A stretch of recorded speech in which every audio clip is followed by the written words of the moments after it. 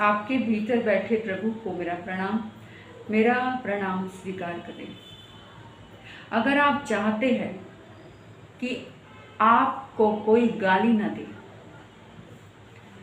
तो आप किसी के प्रेम को स्वीकार मत करना, उसके प्रेम को लेना मत। अगर आप चाहते हैं कोई आपका अनादर ना करे, तो उसके आदर को स्वीकार मत करना, उसके आदर को लेना मत।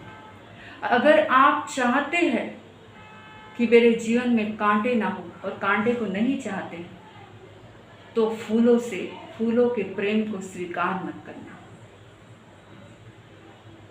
इसका एक ही उपाय है, दूसरा कोई उपाय नहीं है, क्योंकि ये सत्य है, प्रकृति का नियम है कि अगर आपसे आज कोई प्रेम करता है तो ये पक्का है उसे आपसे घृणा जरूर होगी। अगर आज आपका कोई सम्मान कर रहा है, ये पक्का है वो आपका अपमान जरूर करेगा। अगर कोई आज आपका मित्र है, ये पक्का है एक दिन वो आपका शत्रु जरूर बनेगा।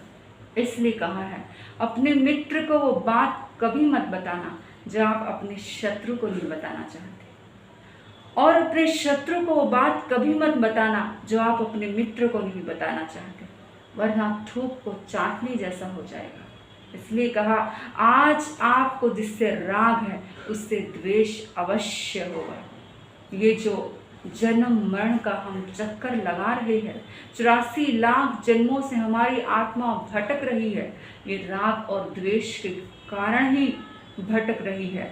इसलिए अगर हमें अपने जीवन में मुक्त होना है तो सबसे पहले राग से मुक्त होना होगा, और जिस दिन हम राग से मुक्त हो गए उस दिन हम द्वेष से भी मुक्त हो गए, और जिस दिन हम द्वेष से मुक्त हो गए उस दिन हम जन्म मरण के चक्कर से मुक्त हो गए, और जिस दिन हम जन्म मरण के चक्कर से मुक्त हो गए उस दिन हम अपने दुख से मुक्त हो गए।